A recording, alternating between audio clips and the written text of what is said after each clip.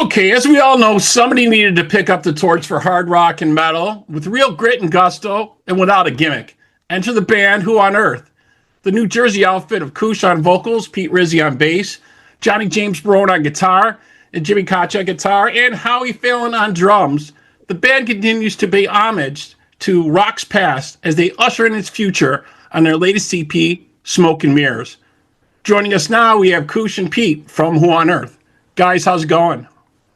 It's going great, Rob. Thanks, man. It's great to be here. Definitely great to be here. Definitely. So Pete, let's start with you, man. Tell us a little bit about putting this project together.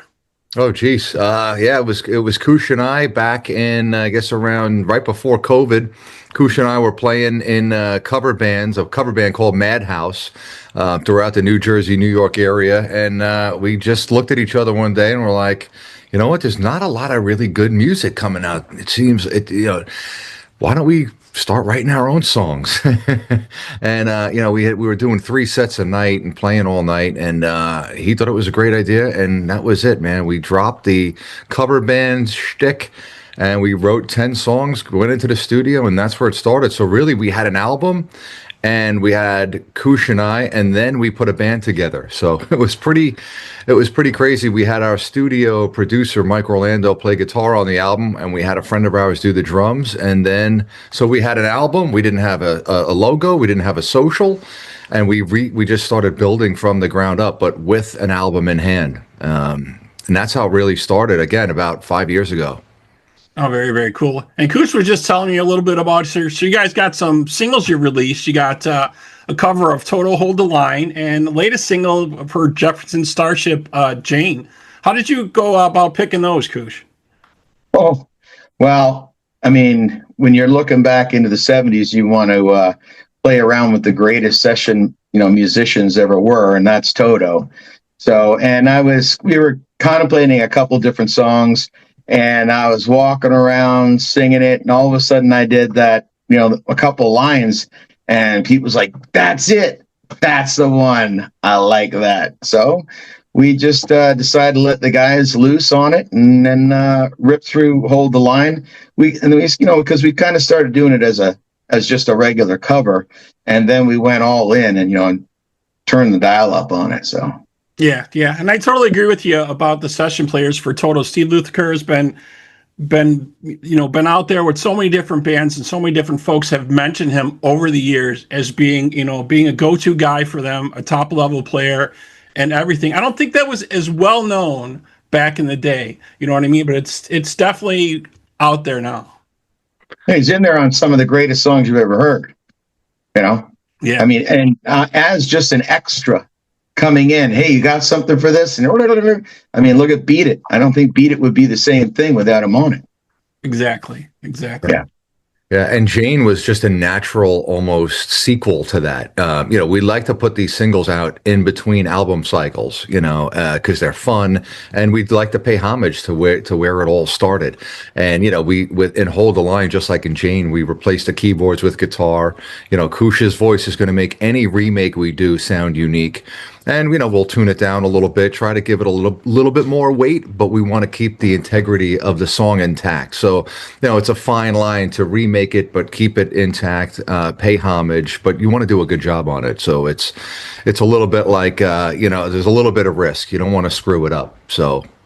Yeah, it's always hard sometimes to redo a popular song or cover. You guys definitely did a great job with those for sure.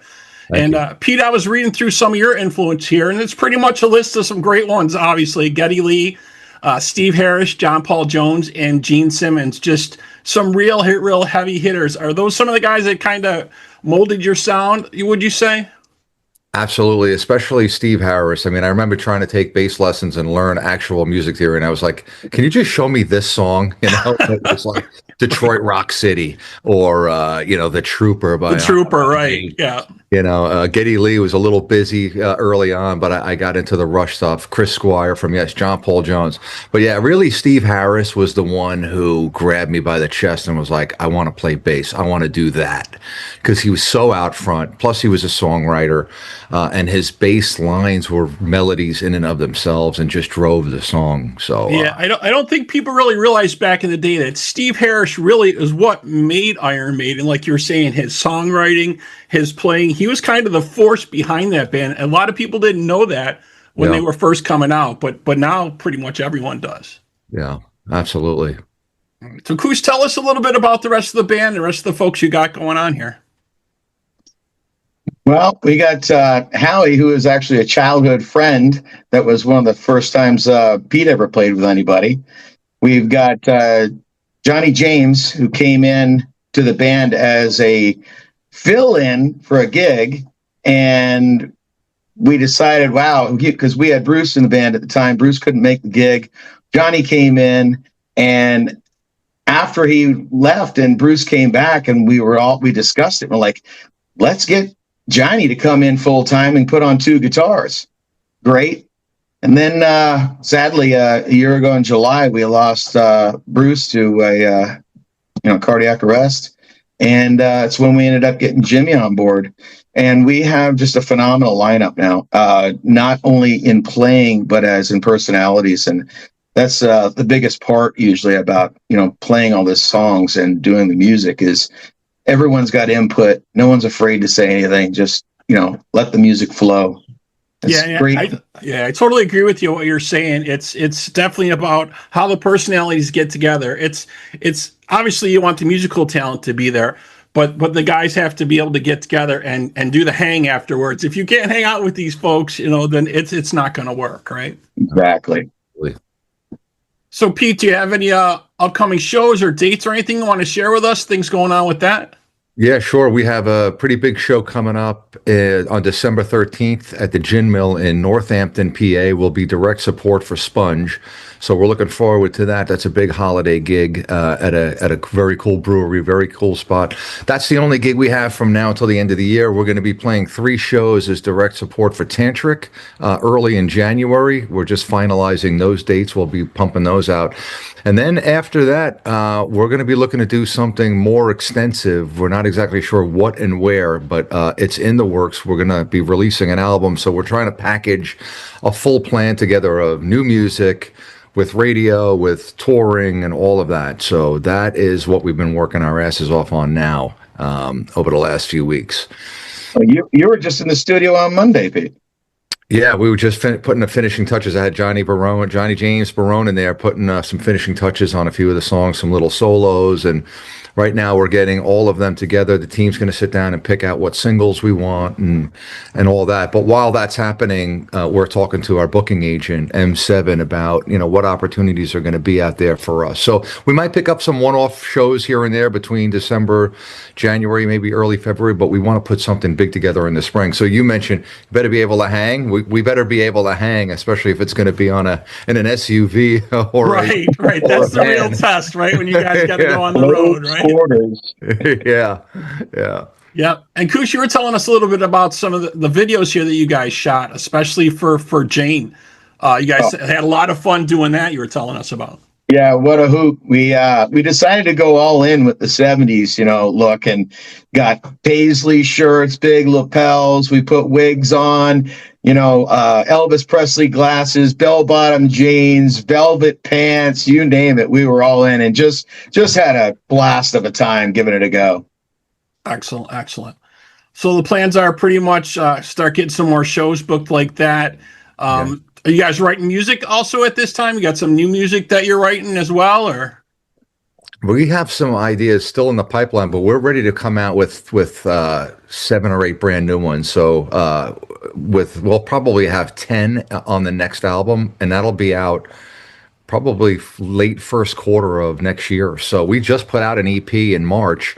And we kept 5 songs in our back pocket for release next year, and then we added some to it. So we have new music that's coming out. Beyond that, we've got ideas and fully vetted songs that we can back up even after that. So we've got a good pipeline of new music. That's not something that we ever don't have.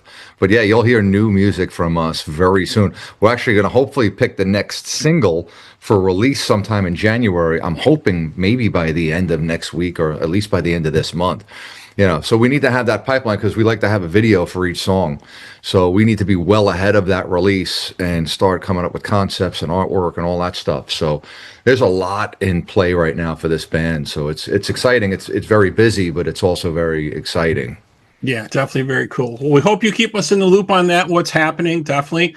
And we definitely want to have our listeners there check out the videos for your guys. So we'll have that listed in our Hall of Videos for Who on Earth at talkingaboutrock.com. You folks out there can check that out. All right. Very cool, guys. Thank you so much for being with us today. Really appreciate it. Hey, thanks for having us, man. It was great. Thanks, Rob. A pleasure. Thank you. So that wraps up this episode of Talking About Rock. Thanks to my guests today, Pete RIzzi and Coosh from Who on Earth. And to our listeners, we hope you're doing your part out there by keeping the torch alive and supporting live music wherever you are. Guys, again, thank you. Thank you.